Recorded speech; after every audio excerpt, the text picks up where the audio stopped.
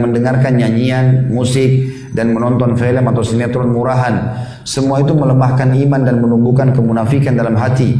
Bahkan menjadikan jin dan syaitan menguasai jiwa pelakunya. Yang ketiga, senantiasa membaca Al-Quranul Karim setiap hari. Jadi selain sholat 5 waktu on time, juga menjaga diri dari semua jenis maksiat semaksimal mungkin, terutama yang besar-besar. Dosa kecil mungkin kadang-kadang masih tidak bisa terluputkan, tapi dia berusaha protek dirinya dengan itu. Juga selalu membuat jadwal setiap hari baca Quran. Ini pernah saya jelaskan, baca Quran minimal 10 ayat per hari. Yang kata Nabi SAW, siapa yang membaca 10 ayat sebelum tidur, maka dia akan diberikan 1 kintor pahala. Dan 1 kintor adalah lebih baik daripada dunia dan seluruh isinya. Ini semua menjadi protek ya, menjadi bahan penghalang syaitan dan para penyihir untuk masuk ke dalam tubuh kita. Yang keempat, membaca zikir pagi petang. Ini mungkin sudah umum, tinggal bagaimana kita membacanya, dan bisa di Google dilihat, di store, Play Store juga ada, sudah bisa di-download, bisa dibeli bukunya, banyak sekali. Yang kelima, membaca zikir di bawah ini sebanyak 100 kali. La ilaha illallah wahdahu la syarikalah, lahul mulku wa lahul hamdu wa huwa ala kulli syai'in qadir. Tidak ada ilah yang berhak diibadahi melainkan hanya Allah semata. Tidak ada sekutu baginya. Baginya adalah seluruh kerajaan dan baginya tiap pujian, dan dia maha kuasa atas segala sesuatu. Yang keenam, selalu mengucapkan zikir yang sesuai dengan momen dan keadaan. Seperti zikir masuk dan keluar dari rumah, zikir masuk dan keluar dari masjid, zikir sebelum tidur, zikir saat bangun tidur, dan seterusnya. Ini artinya selalu menjadi protek yang sangat baik bagi kita supaya tidak masuk atau dimasuki oleh syaitan. Yang ketujuh, membentengi pribadi dengan doa yang diriwayatkan secara sahih. Contoh, diriwayatkan secara sahih dari Nabi SAW, jika hendak tidur setiap malamnya mengumpulkan kedua telapak tangannya, lantas meniup keduanya dengan tiupan yang mengandung sedikit ludah. Ya, ditiup seperti itu.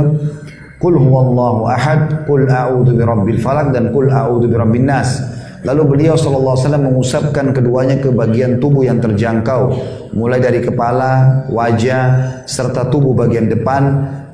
Beliau melakukan itu sebanyak 3 kali, sebagaimana dijelaskan dalam hadits Bukhari. Ini contoh doa yang dilakukan untuk melindungi diri dari syaitan dan sihir.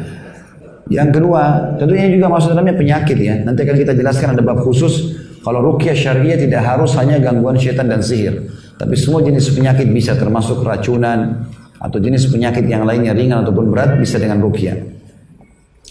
Contoh yang lain adalah Rasulullah SAW bersabda, barang siapa yang mengawali harinya dengan ucapan ini sebanyak 3 kali, Bismillahilladzi la yadurru ma'asmihi syai'un fil ardi wala fis sama' wa huwas sami'ul alim.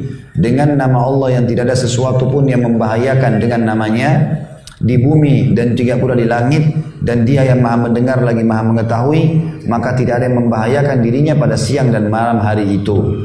Hadis ini sahih riwayat Ahmad.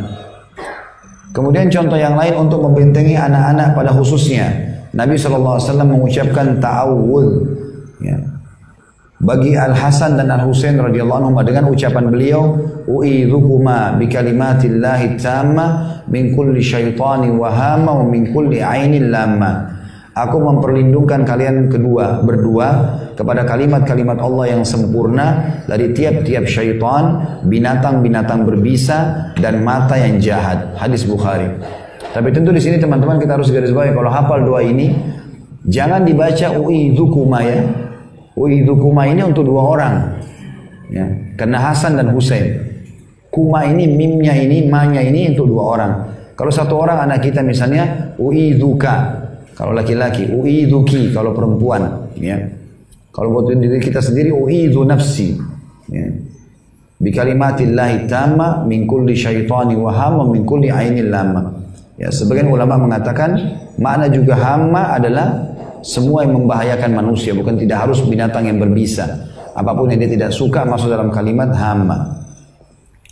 Yang ke-8, berusaha selalu mengucap bismillah dan tidak pernah melupakannya dalam memulai setiap amal perbuatan, urusan, dan pekerjaan, sehingga kalimat ini akan menjaga kita dari kejahatan maupun dari kegangguan syaitan atau jin. Mau buka pintu bismillah, tutup pintu bismillah, mau buka tutup panci, mau apa saja, mulai apapun yang baik bismillah. Ini ada hadis lain yang berbunyi, siapa yang baca bismillah pada saat mau makan, Syaitan di sekitar dia menjadi kecil